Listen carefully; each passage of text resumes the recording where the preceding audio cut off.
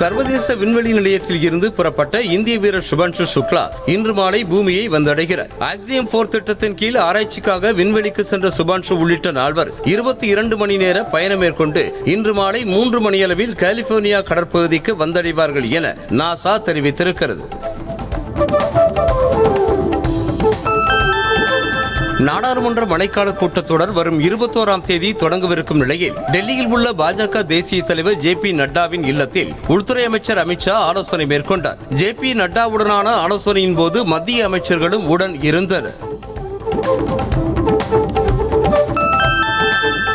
நாடாளுமன்ற மழைக்கால கூட்டத்தொடர் வரும் 21ஆம் தேதி தொடங்க உள்ள நிலையில் டெல்லியில் காங்கிரஸ் எம்பிக்கள் ஆலோசனை கூட்டம் இன்று நடைபெறவுள்ளது. காங்கிரஸ் மூத்த தலைவர் சோனியா காந்தி தலைமையில் நடைபெறும் இந்த கூட்டத்தில் அந்த கட்சியின் தலைவர் மல்லிகார்ஜுன் கார்கே, ராகுல் காந்தி உள்ளிட்டோர் கலந்து கொள்கின்றனர்.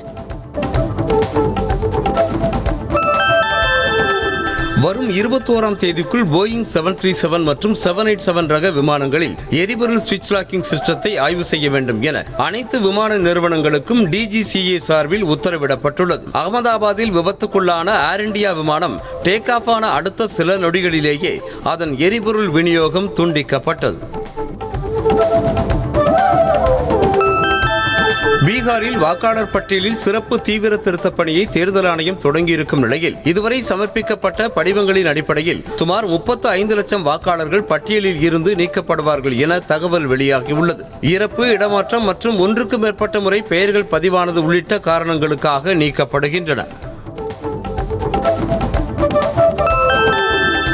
ஆந்திர மாநிலம் திருப்பதி ரயில் நிலையத்தில் நிறுத்தி வைக்கப்பட்டிருந்த 2 ரயில்களில் தீ விபத்து ஏற்பட்டு பெட்டிகள் பற்றி எரிந்ததால் பரபரப்பு ஏற்பட்டது. ராயலசீமா மற்றும் சீரடி எக்ஸ்பிரஸ் ஆகியவை நின்று கொண்டிருந்த நிலையில் முதலில் ராயலசீமா எக்ஸ்பிரஸ் ரயிலில் திடீரென தீ விபத்து ஏற்பட்டது. தொடர்ந்து அருகில் இருந்த ரயிலுக்கும் தீ பரவியது.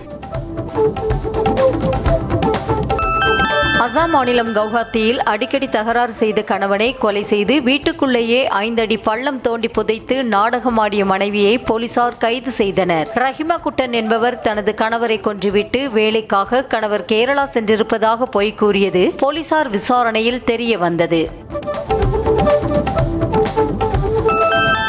ராஜஸ்தான் மாநிலம் ஜெய்ப்பூர் நகரில் பெய்த கனமழையால் சாலைகளில் குளம் போல தண்ணீர் தேங்கியது. தாழ்வான பகுதிகளில் மழைநீர் தேங்கியதால் வாகன ஓட்டிகள் சிரமத்தோடும் முகப்பு விளக்குகளை எரிய விட்டவாறும் சென்றனர். தமிழ்நாட்டில் வரும் 20ஆம் தேதி வரை சில மாவட்டங்களில் கனமழை பெய்ய வாய்ப்புள்ளதாக சென்னை வானிலை ஆய்வு மையம் கணித்துள்ளது. குறிப்பாக நீலகிரி மாவட்டத்தில் இன்று கனமழை பெய்யக்கூடும் என எச்சரித்திருக்கிறது. ஓரிரு இடங்களில் பலத்த தரைக்காற்று மணிக்கு 30 முதல் 40 கிலோமீட்டர் வேகத்தில் வீசக்கூடும் என்றும் தெரிவித்துள்ளது. சென்னையில் பல்வேறு இடங்களில் இரவு நேரத்தில் மழை வெளுத்து வாங்கியது. குறிப்பாக சென்னை எழும்பூர், சென்ட்ரல், சேப்பாக்கம், நுங்கம்பாக்கம், கிண்டி உள்ளிட்ட இடங்களில் பரவலாக மழை பெய்தது. இதேபோல சென்னையின் புறநகர் பகுதிகளிலும் மழை பெய்ததால் வெப்பம் தணிந்து கிளைமேட் குளிர்ச்சியாக மாறியது. தமிழ்நாட்டில் நேற்று மட்டும் 8 இடங்களில் வெயில் சதமடித்தது. அதிகபட்சமாக மதுரை விமான நிலையத்தில் 102.92 டிகிரி ஃபாரன்ஹீட் வெப்பம் பதிவானது. அதேபோல சென்னை மீனம்பாக்கம், கடலூர், நாகை, பாளையங்கோட்டை, தஞ்சை, தூத்துக்குடி மற்றும் வேலூரில் 100 டிகிரி ஃபாரன்ஹீட் தாண்டி வெப்பம் பதிவானது.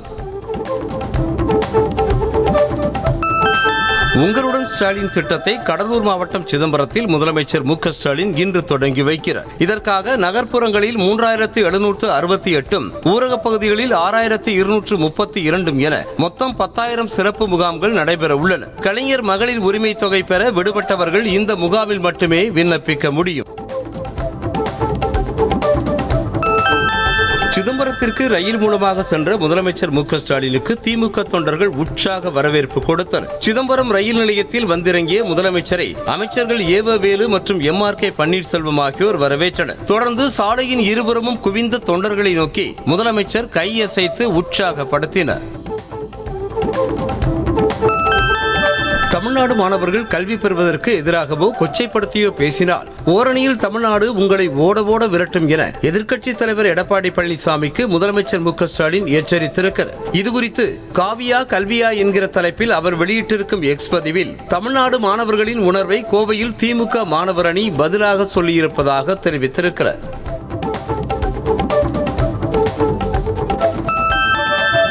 உங்களுடன் ஸ்டாலின் என்ற நோட்டீஸை தூக்கி கொண்டு திமுகவினர் வீடு வீடாக வருவார்கள் என எதிர்க்கட்சித் தலைவர் எடப்பாடி பழனிசாமி விமர்சித்து பேசினார். கடலூர் மாவட்டம் வடலூரில் தேர்தல் சுற்றுப்பயணத்தின் போது பேசிய அவர், இத்தனை ஆண்டுகள் யாருடன் இருந்தீர்கள் என கேள்வி எழுப்பினார்.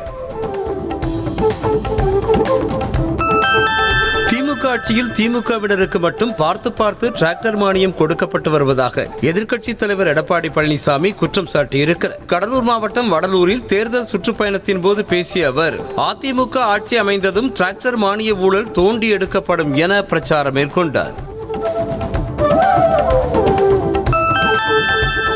பாமக துணை பொதுச் செயலாளர் ஏ.கே. மூர்த்தி இல்ல திருமண நிகழ்வில் ராமதாஸை நேருக்கு நேர் சந்திப்பதை அன்புமணி தவிர்த்தார். நிகழ்ச்சியில் ராமதாஸ், அன்புமணி ஆகிய இருவரும் கலந்து கொண்ட நிலையில் திருமண நிகழ்ச்சியில் ராமதாஸ் இருக்கும் வரை அன்புமணி வரவே இல்லை. அவர் சென்ற பிறகு தனது மனைவி சௌமியாவோடு வந்த அன்புமணி மணமக்களை வாழ்த்திவிட்டு சென்றார்.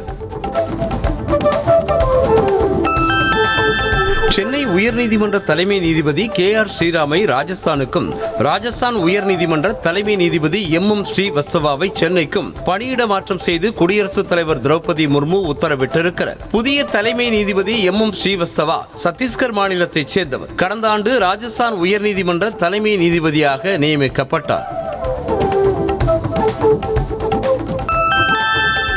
தமிழ்நாட்டில் 33 IPS அதிகாரிகளை அரசு பணியிட மாற்றம் செய்திருக்கிறது. அதன்படி சிவகங்கை மாவட்ட எஸ்பியாக சிவபிரசாத் நியமிக்கப்பட்டிருக்கிறார். கோயம்பேடு துணை ஆணையர் அதிவீரபாண்டியன் காத்திருப்போர் பட்டியலுக்கு மாற்றப்பட்டார். அதேபோல கொளத்தூர் துணை ஆணையராக இருந்து தற்காலிக விடுப்பில் இருந்த பாண்டியராஜன் TPS பட்டாலியன் எஸ்பியாக நியமனம் செய்யப்பட்டிருக்கிறார்.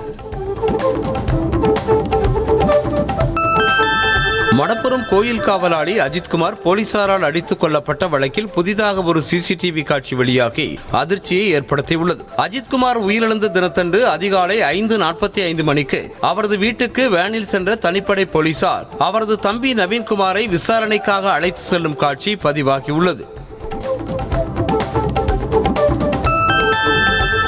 திருப்புவனம் இளைஞர் அஜித்குமார் காவலர்களால் அடித்து கொலை செய்யப்பட்ட வழக்கை கையில் எடுத்திருக்கும் CBI அதிகாரிகள் மடப்புரம் கோயிலில் நேரில் ஆய்வு செய்து விசாரணையை தொடங்கியுள்ளனர். DSP மோகித்குமார் தலைமையிலான CBI அதிகாரிகள் மடப்புரம் பக்தர்கள் தங்கும் விடுதியில் அறை எடுத்து முகாமிட்டுள்ளனர். முதலாவதாக அஜித்குமார் தாக்குதலுக்குள்ளான இடமான கோயிலின் பின்புறம் சென்று விசாரணை அதிகாரிகள் ஆய்வு மேற்கொண்டனர். கோசாலை, புளியந்தோப்பு, நிகிதாவின் கார் நிறுத்தப்பட்ட பார்க்கிங் பகுதிகளில் ஆய்வு மேற்கொண்ட CBI அதிகாரிகள் விசாரணையை முடித்துவிட்டு ஆகஸ்ட் 20ஆம் தேதி அறிக்கையை தாக்கல் செய்ய உள்ளனர். சென்னையில் போராட்டத்தின் போது பொது சொத்துக்களை சேதப்படுத்திய தவேகாவினர் மீது வழக்கு பதிவு செய்யப்பட்டுள்ளது. திருப்புவனம் அஜித்குமார் கொலை வழக்கு சம்பந்தமாக சென்னை சிவானந்தா சாலையில் நடைபெற்ற ஆர்ப்பாட்டத்தின் போது பொது சொத்துக்கள் சேதமடைந்ததாக மாநகராட்சி அதிகாரி கார்த்திக் புகார் அளித்தார். அதன் அடிப்படையில் தவேகா நிர்வாகிகள் மீது திருவல்லிக்கேணி போலீசார் வழக்கு பதிவு செய்திருக்கின்றனர். அரசாங்கம் கலையை பாதுகாக்கவும் வளர்க்கவும் செய்யாது என ஆளுநர் RN ரவி கூறினார். பிரபல கர்நாடக இசைப்பாடகர் பாலமுரளி கிருஷ்ணாவின் பிறந்தநாளை முன்னிட்டு சென்னை மயிலாப்பூரில் நடைபெற்ற பாலமுரளி நாத மகோற்சவ் 2025 இசை நிகழ்ச்சி மற்றும் முரளி நாதலகரி எனும் விருது வழங்கும் விழாவில் பேசிய அவர், கலாச்சாரம் என்பது மக்கள் மற்றும் சமூகத்தின் கதாபாத்திரம் என்றார். முதலமைச்சர் வருகை முன்னிட்டு மயிலாடுதுறையில் பலத்த போலீஸ் பாதுகாப்பு போடப்பட்டுள்ளது. மாவட்டத்தில் இன்றும் நாளையும் நடைபெறும் பல்வேறு நிகழ்ச்சிகளில் கலந்து கொள்வதற்காக முதலமைச்சர் மு.க. ஸ்டாலின் இன்று மயிலாடுதுறைக்கு வருகை தருகிறார். இதனையொட்டி திருச்சி மண்டல IG தலைமையில் 1900 போலீசார் பாதுகாப்பு பணியில் ஈடுபட்டுள்ளனர். சிவகங்கை மாவட்டம் திருப்புவனம் அருகே போலீஸ் விசாரணையில் உயிரிழந்த அஜித்குமார் குடும்பத்திற்கு தமிழ்நாடு அரசு சார்பாக 7.5 லட்சம் ரூபாய் நிதி உதவி வழங்கப்பட்டுள்ளது. மடப்புரத்தில் உள்ள அஜித்குமாரின் வீட்டிற்கு சென்ற அமைச்சர் பெரிய கருப்பன் காசோலையை அஜித்குமாரின் தாயாரிடம் வழங்கினார். விஜயின் செயல்பாடுகள் நன்றாக இருப்பதாகவும் எதிர்காலத்தில் அவரது செயல்பாடுகளை பொறுத்து தங்களது ஆதரவு இருக்கும் என்றும் முன்னாள் முதலமைச்சர் O. பன்னீர்செல்வம் தெரிவித்திருக்கிறார். சென்னை வேப்பேரியில் பேட்டியளித்த அவர் தமது எதிர்கால செயல்பாடுகள் குறித்து செப்டம்பர் 4ஆம் தேதி மதுரையில் நடைபெறும் மாநில மாநாட்டில் அறிவிப்பதாக தெரிவித்திருக்கிறார். தேமுதிக தேமுதிக பொதுச் செயலாளர் பிரேமலதா விஜயகாந்த் ஆகஸ்ட் 3ஆம் தேதி முதல் தமிழ்நாடு முழுவதும் சுற்றுப்பயணம் மேற்கொள்ள உள்ளார். வரும் சட்டமன்ற தேர்தலை முன்னிட்டு திருவள்ளூர் மாவட்டத்தில் சுற்றுப்பயணத்தை தொடங்கும் அவர் ஆகஸ்ட் 28ஆம் தேதி விழுப்புரத்தில் முதற்கட்ட தேர்தல் பிரச்சார சுற்றுப்பயணத்தை நிறைவு செய்கிறார். வளாகங்களை தவறாக பயன்படுத்துபவர்கள் மீது கடும் நடவடிக்கை எடுக்கப்படும் என அமைச்சர் அன்பில் மகேஷ் எச்சரிக்கை விடுத்தார். திருச்சியில் ஓரணியில் தமிழ்நாடு பரப்புரைக்கான வார் ரூமை திறந்து வைத்த பிறகு செய்தியாளர்களை சந்தித்த அவர் திருவாரூர் அரசு பள்ளி குடிநீர் தொட்டியில் மலம் கலந்தது குறித்து விசாரணை நடைபெற்று வருவதாக தெரிவித்தார். புதுக்கோட்டை அருகே அரசு பள்ளி கழிவறையை மாணவர்களை சுத்தம் செய்யும் வீடியோ வெளியாகி சர்ச்சையான நிலையில் பள்ளியின் தலைமை ஆசிரியர் கலா பணியிடை நீக்கம் செய்யப்பட்டிருக்கிறார். நமனசமுத்திரம் ஊராட்சி ஒன்றிய தொடக்கப்பள்ளியில் கடந்த 10ஆம் தேதி மாணவர்களே கழிவறையை சுத்தம் செய்வதாக வந்த புகாரை அடுத்து மாவட்ட முதன்மை கல்வி அலுவலர் சண்முகம் பள்ளியில் ஆய்வு செய்தார். கடலூரில் ரயில் விபத்தில் உயிரிழந்த பள்ளி மாணாக்கர்களின் குடும்பத்தினரை சந்தித்து விசிக தலைவர் திருமாவளவன் ஆறுதல் கூறினார். கடந்த 8ஆம் தேதி கடலூர் தெம்மாங்குப்பம் பகுதியில் பள்ளி வாகனம் மீது ரயில் மோதியதில் நிமிலே, சாருமதி, செழியன் ஆகியோர் உயிரிழந்தனர். அவருடன் காட்டுமன்னார் கோவில் எம்எல்ஏ சிந்தரை செல்வன், கடலூர் துணை மேயர் தாமரை செல்வன் ஆகியோர் உடன் இருந்தனர்.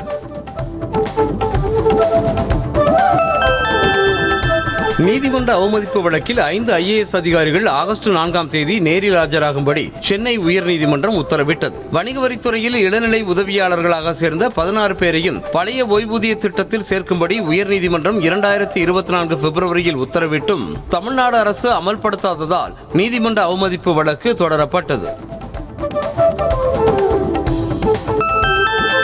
டாஸ்மாக் மேற்பார்வையாளர்கள், விற்பனையாளர்கள் மற்றும் உதவி விற்பனையாளர்களுக்கு 2000 ரூபாய் ஊதிய உயர்வு வழங்கப்படும் என அரசு அறிவித்துள்ளது. இதுகுறித்த அறிக்கையில் பாட்டிலுக்கு 10 ரூபாய் கூடுதலாக வைத்து விற்பனை செய்து தண்டனை பெற்றவர்களுக்கு 1000 ரூபாய் மட்டுமே ஊதிய உயர்வாக வழங்கப்படும் என்றும் தெரிவித்துள்ளது.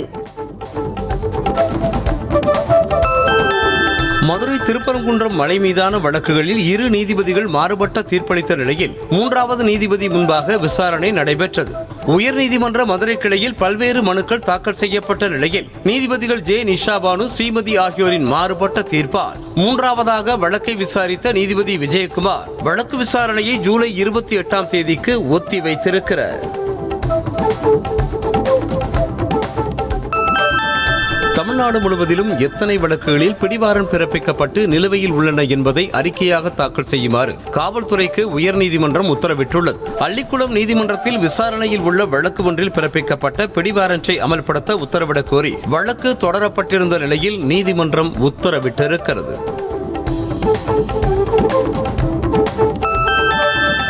கேரளாவில் வேகமாக பரவி வரும் நிபா வைரஸ் குறித்து நீலகிரி மக்கள் அச்சப்பட தேவையில்லை என அம்மாவட்ட ஆட்சியர் லட்சுமி பவ்யா தண்ணீரு தெரிவித்திருக்கிறார். உதகையில் செய்தியாளர்களை சந்தித்த மாவட்ட ஆட்சியர் சுகாதாரத்துறையினர் 3 குழுக்களாக பிரிந்து 24 மணி நேரமும் எல்லையில் கண்காணிப்பு பணியில் ஈடுபட்டு வருவதாக தெரிவித்திருக்கிறார்.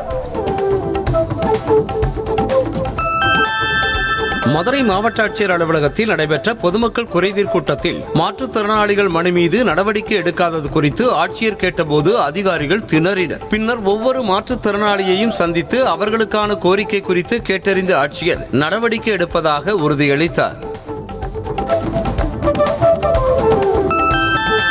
திருவள்ளூர் மாவட்டம் கும்மிடிப்பூண்டி சார் பதிவாளர் அலுவலகத்தில் திடீர் சோதனை நடத்திய லஞ்ச ஒழிப்புத்துறையினர் கணக்கில் வராத 1,29,900 ரூபாயை பறிமுதல் செய்து ஆவணங்களை பதிவு செய்வதற்கு லஞ்சம் பெறுவதாக குற்றச்சாட்டுகள் எழுந்ததைத் தொடர்ந்து சோதனை நடைபெற்றது.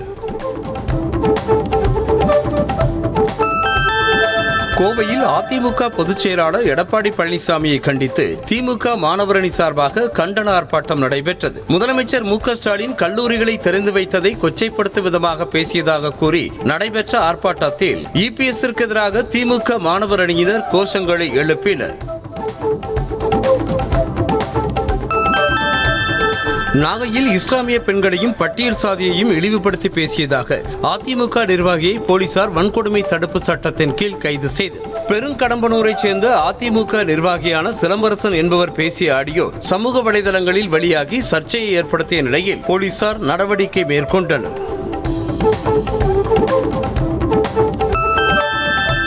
சென்னையில் ஆர்ப்பாட்டத்தின் போது பொது சொத்துக்களை சேதப்படுத்திய தவேகவினரை விசிக துணை பொதுச் செயலாளர் வன்னி அரசு விமர்சனம் செய்திருக்கிறார். நடிகர் பின்னால் திரளும் ரசிகர்களின் மனநிலை இவ்வாறுதான் இருக்கும் என கூறியிருக்கும் அவர், திருச்சியில் விசிக சார்பாக மதசார்பின்மை பேரணி நடந்ததாகவும் அதில் எந்த சேதாரமும் ஏற்படுத்தவில்லை எனவும் சுட்டிக்காட்டியிருக்கிறார்.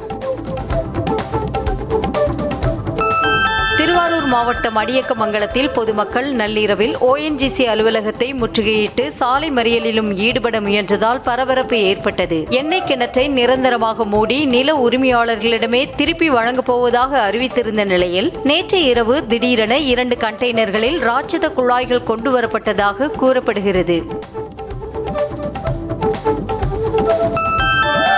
ஒசூரில் முன்னால் சென்ற லாரி மீது இருசக்கர வாகனம் மோதி விபத்துக்குள்ளானதில் பள்ளி மாணவர்கள் 3 பரிதாபமாக உயிரிழந்தனர். மத்திகிரி கூற்றோடு அருகே உள்ள 7th டே மெட்ரிகுலேஷன் பள்ளியில் படித்து வந்த மாணவர்கள் மதன், ஆரியன் சிங் மற்றும் அந்திவாடியில் உள்ள அரசு பள்ளி மாணவரான ஹரிசும் பைக்கில் சென்றபோது விபத்தில் சிக்கினர். திருவள்ளூர் மாவட்டம் பொன்னேரியில் தனியார் குடிநீர் ஆலையில் வாங்கிய பாட்டில்களில் பள்ளி இருப்பதாக புகார் எழுந்த நிலையில் உணவு பாதுகாப்பு துறையினர் ஆய்வு மேற்கொண்டனர். தற்காலிகமாக தண்ணீர் தயாரிப்பு பணிகளை நிறுத்தியுள்ளதாகவும் மேலதிகாரிகள் வந்து ஆய்வு செய்த பின்னர் தான் முடிவு தெரியும் எனவும் சோதனைக்கு பின்னர் உணவு பாதுகாப்பு அலுவலர் சந்திரசேகர் கூறினார். நாமக்கல் மாவட்டம் கொல்லிமலை கொண்டை ஊசி வளைவில் வாகன ஓட்டிகளை அச்சுறுத்தும் வகையில் ஸ்கேட்டிங் செய்யும் வடமாநில இளைஞர்களின் வீடியோ வெளியாகியுள்ளது. வடமாநில இளைஞர்கள் 3 பேர் ஆபத்தான முறையில் ஸ்கேட்டிங் சாகசம் செய்து அதனை வீடியோ எடுத்து இன்ஸ்டாகிராம் பக்கத்தில் பதிவிட்டு வருகின்றனர்.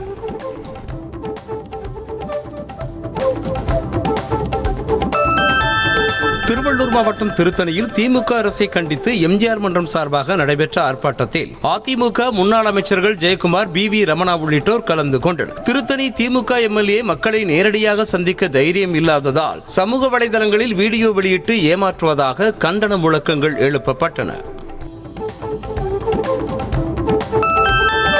விழிப்புணர்வு பிரச்சாரத்துக்காக தமிழ்நாடு முழுவதும் ஒட்டுமொத்தமாக அனுமதி கோர முடியாது என கூறி இந்து மக்கள் கட்சிக்கு சென்னை உயர்நீதிமன்றம் மறுப்பு தெரிவித்து விட்டது. கட்சியின் தலைவர் அர்ஜுன் சம்பத் பிரச்சாரத்துக்காக DGPயிடம் மனு அளித்தும் இதுவரை அனுமதி வழங்கப்படாததால் மனு தாக்கல் செய்யப்பட்டது. ஈரோடு மாநகராட்சி அலுவலகத்தில் முதல் முறையாக நடைபெற்ற பொதுமக்கள் குறைதீர் முகாமுக்கு வந்த நபர் முறையாக பணி செய்யாத மாநகராட்சி ஊழியர் மீது நடவடிக்கை எடுக்க கோரி வாக்குவாதத்தில் ஈடுபட்டார். தண்ணீர் திறப்பாளராக பணியாற்றி வரும் நெடுஞ்செழியன் பள்ளிகளுக்கு கராத்தே வகுப்பெடுக்க சென்று விடுவதாக கூறி சக்திவேல் என்பவர் புகார் மனு அளித்தார். திருப்பூர் மாவட்டம் பல்லடம் மங்கலம் பகுதியில் இரவு நேர ரோந்து பணியின் போது உள்ளூர்வாசியை மடக்கி பிடித்து சோதனையிட்ட காவலரை அப்பகுதி மக்கள் சேர்ந்து முற்றுகையிட்டு வாக்குவாதத்தில் ஈடுபட்டதால் பரபரப்பு ஏற்பட்டது. உதவி ஆய்வாளர் முத்துப்பாண்டி இனிமேல் இதுபோல் நடக்காது என உறுதியளித்ததால் பொதுமக்கள் கலைந்து சென்றனர். சென்னை கொடுங்கையூரில் குப்பை பொறுக்கி பிழைப்பு நடத்தி வந்த நபரிடம் பணம் கேட்டு மிரட்டி அவரது தலையில் கல்லை போட்டு கொலை செய்து தப்பி ஓடிய மர்ம நபர்களை போலீசார் தேடி வருகின்றனர். ராஜரத்னம் நகர் பகுதியைச் சேர்ந்த ஹரிகிருஷ்ணன் வழக்கம் போல தான் பொறுக்கி எடுத்து வந்த குப்பைகளை பிரித்து எடுத்துக் கொண்டிருந்த போது மது போதையில் வந்த மர்ம நபர்கள் குடிப்பதற்கு பணம் கேட்டு மிரட்டி தாக்கியுள்ளனர். ராமநாதபுரத்தில் நடைபெற்ற பொதுமக்கள் குறைதீர்க்கும் கூட்டத்தில் தங்களை ஊரை விட்டு ஒதுக்கி வைத்திருப்பதாக 14 குடும்பங்களைச் சேர்ந்தவர்கள் ஆட்சியரிடம் புகார் மனு அளித்தது பரபரப்பை ஏற்படுத்தியது. பாண்டமங்கலம் கிராமத்தைச் சேர்ந்த தங்களிடம் ஊர் மக்கள் யாரும் தொடர்பு வைத்துக் கொள்ளக்கூடாது என முக்கியஸ்தர்கள் உத்தரவிட்டிருப்பதாக தெரிவித்தனர்.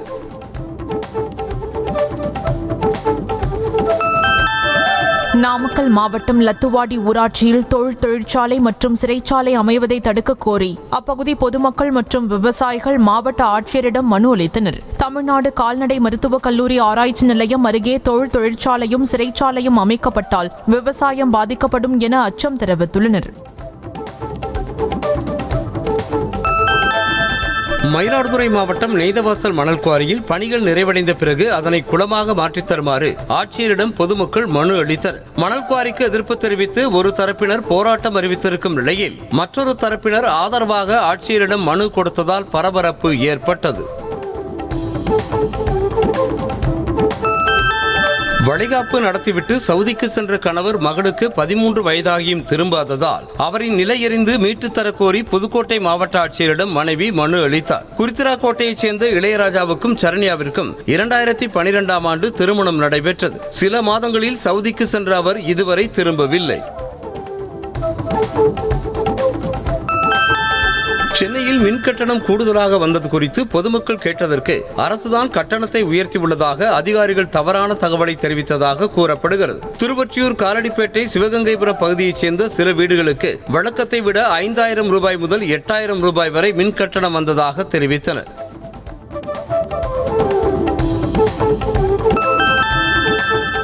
ஈரோட்டில் அரசு பேருந்தில் தாய் ஏறிய நிலையில் தன்னை ஏற்றாமல் சென்ற ஓட்டுநரை 2 வீலரில் சென்று துரத்தி பிடித்து வாக்குவாதத்தில் ஈடுபட்ட பெண்ணால் பரபரப்பு ஏற்பட்டது. கவுந்தப்பாடி புதூரைச் சேர்ந்த மூதாட்டி பெத்தாயி மகள் தமிழரசியோடு ஈரோடு அரசு மருத்துவமனைக்கு சிகிச்சைக்காக சென்றார். பிறகு வீடு திரும்புவதற்காக அரசு நகர் பேருந்தில் ஏறிய போது ஓட்டுநர் அவசரமாக பேருந்தை ஓட்டி சென்றார். திருவள்ளூர் மாவட்டம் தாமரைப்பாக்கம் அருகே 15 ஆண்டுகளுக்கு மேலாக கிடப்பில் போடப்பட்ட மாநகர பேருந்து பணிமனையின் கட்டுமான பணிகளை விரைந்து முடித்து பயன்பாட்டிற்கு கொண்டு வர வேண்டும் என அப்பகுதி பொதுமக்கள் கோரிக்கை விடுத்துள்ளனர். உரிய நடவடிக்கை எடுக்காவிட்டால் தொடர் போராட்டங்களில் ஈடுபடப் போவதாக அவர்கள் எச்சரித்துள்ளனர். திருப்பூர் மாவட்டம் தாராபுரம் நகராட்சியில் சாக்கடை கால்வாய்களில் எந்தவித பாதுகாப்பு உபகரணங்களும் இல்லாமல் தூய்மை பணியாளர்கள் நேரடியாக இறங்கி கழிவுகளை அகற்றும் அவல நிலை காணப்படுகிறது. பணியாளர்களுக்கு பாதுகாப்பு உபகரணங்களை வழங்கிட வேண்டும் என சம்பந்தப்பட்ட அதிகாரிகளுக்கு மக்கள் கோரிக்கை விடுத்துள்ளனர். திருச்சி அருகே துவரங்குறிச்சியில் இயங்கி வரும் தேங்காய் நார் தயாரிக்கும் ஆலையில் திடீர் தீ விபத்து ஏற்பட்டதால் அப்பகுதி முழுவதும் கடும் புகை மூட்டம் சூழ்ந்தது. தகவல் அறிந்து விரைந்து சென்ற தீயணைப்பு வீரர்கள் 2 தீயணைப்பு வாகனங்கள் மூலமாக தீயை அணைக்கும் பணிகளில் ஈடுபட்டனர். நெல்லை மாவட்டம் ராஜவல்லிபுரம் செப்பரை கோவில் அருகே பனங்காடு திடீரென தீப்பிடித்து எரிந்ததால் பரபரப்பு ஏற்பட்டது. அழகிய கூத்தர் திருக்கோவில் அருகே உள்ள பனங்காட்டில் மின் ஒயர்கள் உரசியதில் தீப்பற்றிய நிலையில் 200க்கும் மேற்பட்ட பனை மரங்கள் எரிந்து சேதமானது. 3 வாகனங்களில் வந்த 30ற்கும் மேற்பட்ட தீயணைப்பு வீரர்கள் போராடி தீயை அணைத்தனர். ஈரோடு மாவட்டம் தாளவாடி அருகே காரில் சென்றவர்களை ஒற்றை காட்டு யானை துரத்திய வீடியோ வெளியாகி பரபரப்பை ஏற்படுத்தியுள்ளது. தாளவாடியில் இருந்து சாம்ராஜ் நகர் நோக்கி 4 பேர் காரில் சென்றபோது ராமாபுரம் அருகே வனப்பகுதியில் இருந்து வெளியேறிய ஒற்றை காட்டு யானை அவர்களை துரத்தியது. உடனடியாக ஓட்டுநர் காரை பின்னோக்கி வேகமாக இயக்கி தப்பினார். மதுரை மாவட்டம் உசிலம்பட்டி அருகே டி கிருஷ்ணாபுரம் கோட்டைமலை அடிவார பகுதியில் உள்ள விவசாய நிலத்தில் புகுந்த யானை கூட்டம் அங்கிருந்த தென்னை மரங்களை சேதப்படுத்தியது. இதனால் வேதனையடைந்திருக்கும் விவசாயிகள் வனத்துறை அதிகாரிகள் ஆய்வு செய்து சேதமடைந்த தென்னை மரங்களுக்கு உரிய இழப்பீடு வழங்க வேண்டும் என கோரிக்கை விடுத்துள்ளனர். சென்னை திருவொற்றியூரில் புகார் அளித்தும் நடவடிக்கை இல்லாத நிலையில் 2 வீலரை திருடி செல்லும் சிசிடிவி காட்சி இணையத்தில் வைரலாகி வருகிறது. அம்பத்தூரில் பிரிஞ்சி கடை நடத்தி வரும் காலடிப்பேட்டையைச் சேர்ந்த பாலாஜியின் 2 வீலர் கடந்த 18ஆம் தேதி திருடு போனது. இதுகுறித்து அவர் புகார் அளித்து 20 நாட்களாகியும் நடவடிக்கை இல்லை என கூறப்படுகிறது. கோவா மாநிலம் ரிபந்தர் மற்றும் சோடனிடையே ரோரோ படகு சேவையை முதலமைச்சர் பிரமோத் சாவந்த் தொடங்கி வைத்தார். அதிநவீன வசதிகளோடு 12 கோடியே 50 லட்சம் ரூபாய் மதிப்பில் கட்டப்பட்ட படகில் பயணிப்பதன் மூலம் இரு பகுதிகளுக்கும் இடையிலான பயண நேரத்தை குறைக்க முடியும் என அம்மாநில அரசு நம்பிக்கை தெரிவித்திருக்கிறது. பூமியில் கண்டெடுக்கப்பட்ட மிகப்பெரிய அளவிலான செவ்வாய் கிரக விண்கல் நியூயார்க்கில் உள்ள சோத்பீஸில் ஏலத்துக்கு வருகிறது. கடந்த 2023ஆம் ஆண்டு இந்த அரிய வகை மற்றும் தூய்மையான விண்கல் நைஜர் நாட்டின் அகடஸ் பகுதியில் கண்டெடுக்கப்பட்டது. NWA 167HH என அழைக்கப்படும் இந்த விண்கல் சுமார் 33 கோடி ரூபாய்க்கு விற்பனையாகலாம் என சொல்லப்படுகிறது. அடுத்த 50 நாட்களுக்குள் யுக்ரைனோடு போர் நிறுத்தத்திற்கு புட்டின் ஒப்புக்கொள்ளாவிட்டால் ரஷ்யா மீது கடுமையான வரிகள் விதிக்கப்படும் என அமெரிக்க அதிபர் டொனால்ட் ட்ரம்ப் எச்சரித்திருக்கிறார். வெள்ளை மாளிகையில் செய்தியாளர்களை சந்தித்த அவர் அதிபர் புட்டின் மீது மிகவும் அதிருப்தியில் இருப்பதாகவும் ரஷ்யா மீது 100% வரிகள் விதிக்கப்படும் எனவும் மிரட்டினார். 1789 ஆண்டில் பிரெஞ்சு புரட்சியின் போது பாஸ்டில் சிறை தகர்க்கப்பட்ட நாளை பிரான்ஸ் வெகு விமர்சையாக கொண்டாடியது. இதனையொட்டி சாப்செலீஸில் நடைபெற்ற ராணுவ அணிவகுப்பை பிரான்ஸ் அதிபர் இமானுவேல் மேக்ரான் பார்வையிட்டார். அணிவகுப்பில் பிரான்சின் சிவில் பாதுகாப்பு பிரிவின் படைப்பிரிவுகள் இடம்பெற்றன. சீனாவில் உறவினர்களுக்கு கடன் கொடுக்க மனமில்லாமல் ஆன்லைனில் பொருட்களை வாங்கி வீடு முழுவதும் குவித்த வாங் என்ற மூதாட்டி உறங்கக்கூட இடமில்லாததால் புதிதாக ஒரு வீட்டை வாடகைக்கு எடுத்து அங்கு பொருட்களை குவித்து வருகிறார். இதுவரை 2,40,00,000 பொருட்களை வாங்கியுள்ள மூதாட்டி அதில் பலவற்றை பயன்படுத்தாமலேயே வைத்திருப்பதாக கூறப்படுகிறது. இங்கிலாந்து அணிக்கு எதிரான 3வது டெஸ்ட் போட்டியில் இந்திய அணி போராடி தோல்வியை தழுவியது. முதல் இன்னிங்ஸில் இரு அணிகளும் தலா 387 ரன்களுக்கு ஆல் அவுட் ஆனது. இதனையடுத்து 2வது இன்னிங்ஸில் விளையாடிய இங்கிலாந்து அணி 193 என்ற எளிய இலக்குடன் களமிறங்கிய இந்திய அணி 170 ரன்களுக்குள் சுருண்டது. டாப் ஆர்டர் பேட்ஸ்மேன்கள் சொதப்பியதால் தான் தோல்வியடைந்ததாக இந்திய கிரிக்கெட் அணியின் கேப்டன் சுப்மன் கில் கூறினார். இங்கிலாந்துக்கு எதிரான 3வது டெஸ்ட் போட்டியில் இந்திய அணி தோல்வியடைந்த நிலையில் டாப் ஆர்டர் பேட்ஸ்மேன்கள் சிறப்பாக பங்களிப்பை அளித்திருந்தால் ஆட்டத்தின் போக்கே மாறியிருக்கும் என்று சுப்மன் கில் கூறினார். ஐசிசி கிரிக்கெட் போட்டிகளில் 7000 ரன்களை கடந்து இந்திய அணியின் ஆல்ரவுண்டர் ரவீந்திர ஜடேஜா சாதனை படைத்துள்ளார். 83 டெஸ்ட் போட்டிகளில் 3697 ரன்களும் 204 ஒருநாள் போட்டிகளில் 2806 ரன்களும் அடித்துள்ளார். 74 T20 போட்டிகளில் விளையாடிய ஜடேஜா 515 ரன்களை சேர்த்துள்ளார்.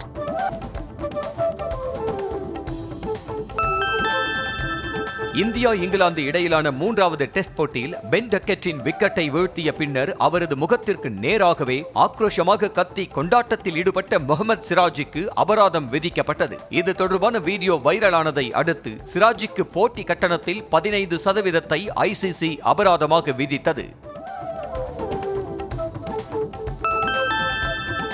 முத்தரப்பு தொடரின் முதல் T20 போட்டியில் ஜிம்பாப்வே அணியை வீழ்த்தி தென்னாப்பிரிக்க அணி வெற்றி பெற்றது. டாஸ் வென்ற தென்னாப்பிரிக்க அணி பவுலிங்கை தேர்வு செய்தது. அதன்படி முதலில் பேட்டிங் செய்த ஜிம்பாப்வே அணி 141 ரன்கள் அடித்தது. பின்னர் களமிறங்கிய தென்னாப்பிரிக்க அணி 15.5 ஓவர்களின் முடிவில் 142 ரன்கள் அடித்து வெற்றி பெற்றது.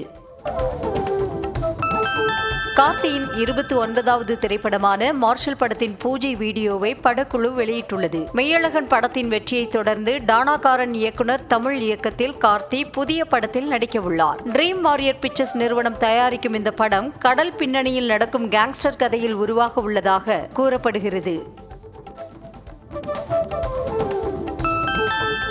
ஈட்டி திரைப்படத்தின் இயக்குனர் ரவி அரசு இயக்கத்தில் விஷால் நடிக்கும் படத்தின் படப்பிடிப்பு பூஜையுடன் தொடங்கியது. இந்த படத்தில் விஷாலுக்கு ஜோடியாக துஷாரா விஜயன் நடிக்க உள்ளார். இந்த படம் சூப்பர் குட் பிலிம்ஸ் தயாரிப்பில் RB சௌத்ரியால் தயாரிக்கப்படுகிறது. இது சூப்பர் குட் பிலிம்ஸ் நிறுவனத்தின் 98வது படமாகும்.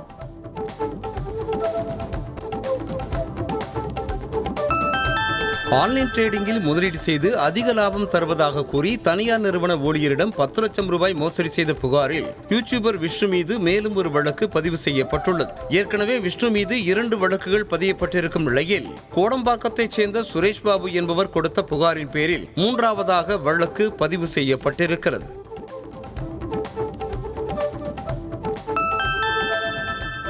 மறைந்த பழம்பெரும் நடிகை சரோஜா தேவியின் கண்கள் தானம் செய்யப்பட்டன. கன்னட சூப்பர் ஸ்டார் என்று அழைக்கப்பட்ட ராஜ்குமார், அவரது மகன் புனித் ராஜ்குமார் வரிசையில் மறைந்த நடிகை சரோஜா தேவியும் தனது விழிகளை தானம் செய்திருப்பது ரசிகர்களிடம் நெகிழ்ச்சியை ஏற்படுத்தியிருக்கிறது. புற்றுநோயுடன் நீண்ட நாட்களாக போராடி வந்த தென்கொரியாவின் பிரபல நடிகை காங் சியோஹா நேற்று உயிரிழந்தார். அவருக்கு வயது 31. School girl detectives, assembly, first love again போன்ற பல கொரியன் தொடர்களில் இவர் நடித்துள்ளார். அவரின் மறைவுக்கு திரை நட்சத்திரங்களும் ரசிகர்களும் அஞ்சலி செலுத்தி வருகின்றனர். திருவண்ணாமலை அண்ணாமலையார் கோயிலில் ஆனி மாதத்தில் பக்தர்கள் செலுத்திய உண்டியல் காணிக்கையாக 4,73,22,676 ரூபாய் வருவாய் கிடைத்துள்ளது. மேலும் 116 கிராம் தங்கம், 2 கிலோ 438 கிராம் வெள்ளி ஆகியவை காணிக்கையாக கிடைக்கப்பெற்றுள்ளதாக கோவில் நிர்வாகம் தெரிவித்திருக்கிறது. திருச்சி ஸ்ரீரங்கம் ரங்கநாதர் கோவிலில் இருந்து திருப்பதி ஏழுமலையானுக்கு வஸ்திர மரியாதையோடு மங்களப் பொருட்கள் எடுத்து செல்லப்பட்டன. குடைகள், அனைத்து வகையான மலர்கள், பழங்கள், மஞ்சள், சந்தனம் ஆகியவற்றுடன் செல்லும் அதிகாரிகள் திருப்பதி ஏழுமலையானுக்கு வஸ்திர மரியாதை அளித்துவிட்டு ஆடி மாதம் 1 தேதியன்று ஸ்ரீரங்கம் திரும்புகின்றனர்.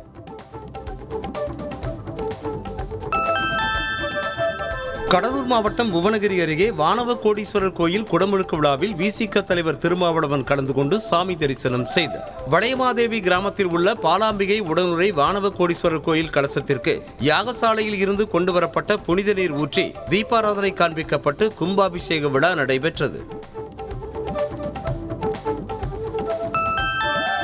கூகுள் குரோம் OS மற்றும் ஆண்ட்ராய்டை ஒரே தளத்தில் இணைப்பதை கூகுள் நிறுவனம் அதிகாரப்பூர்வமாக உறுதிப்படுத்தியுள்ளது. இந்த நடவடிக்கை பல்வேறு சாதன ஒருங்கிணைப்பை மேம்படுத்துவதை நோக்கமாக கொண்டிருப்பதாகவும், இருப்பினும் முழு வெளியீடு இன்னும் பல ஆண்டுகள் ஆகலாம் எனவும் தெரிவிக்கப்பட்டுள்ளது.